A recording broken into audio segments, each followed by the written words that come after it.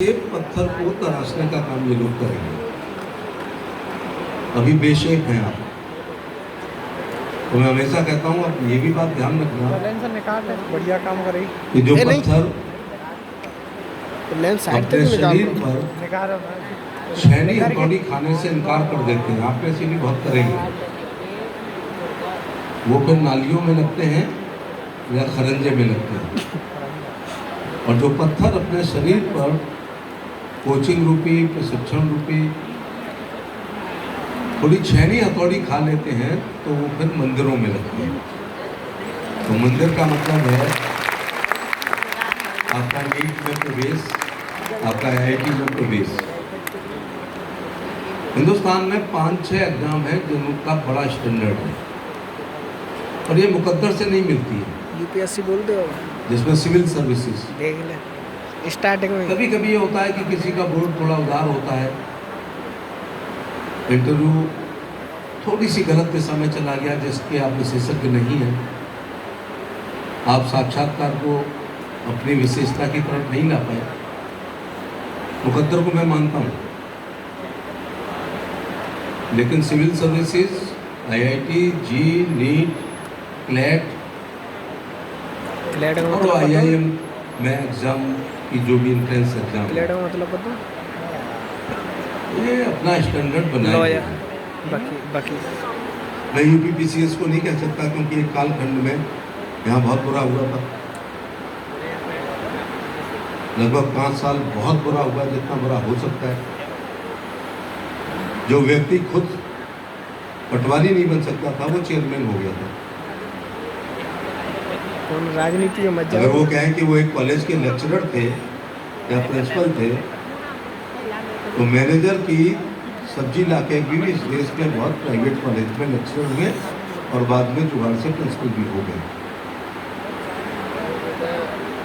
लेकिन PCS next to civil service है। अभी जो भी एक विवाद हुआ है वो एक अलग बात है, लेकिन आज भी उत्तर प्रदेश कई ऐसे उदाहरण हैं कि जो UPPCS में नहीं आए लेकिन IAS में आ गए। ये लगभग उसका सेमीफाइनल है। आगरा में आप ये सुविधा दे रहे हैं, इसलिए मैं आगरा के MP होने के नाते आपका शुक्रिया अदा करूँ,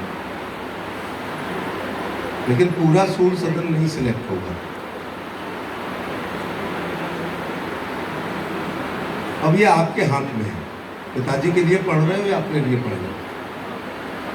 बहुत से बच्चों की रात में जब किताब 1:30-2 बजे के आसपास देखी जाती है तो उल्टी पकड़ लेते हैं। जब नींद खुल जाती है तो उस समय ऊंची आवाज में कुछ भी बोल देते हैं, माँ सोचती है बेचारा बहुत पढ़ रहा है। जमों ने खता की, सदियों ने सजा पाई। यह आपकी जिंदगी के सबसे बेहतरीन नहीं, सबसे महत्वपूर्ण समय से आप गुजर रहे हैं, सबसे लाइफ के सबसे महत्वपूर्ण समय। एक बार एडमिशन हो गया तो पास आउट हो जाओगे, फिर थोड़ी पैकेज की लड़ाई होगी, लेकिन जॉब 100% पाओगे। मैं यहाँ ये भी कहना चाहूँगा कि इसमें एक भी बच्चा रोजगार विहीन नहीं रहेगा। ये जी के लिए आए हैं ना, ये जी और नीट के लिए आए हैं। तो इन्हें रात में अगर 12 बजे उठा दिया जाए तो इनको पॉलिटेक्निक क्वालिफाई कर देना चाहिए, और वो भी नहीं कर देना चाहिए, ना कर पाए तो जहाँ एग्जिट का दरवाजा है वहाँ से भी निकल जाए। थोड़ी साफ बातें भी तो होनी चाहिए ना।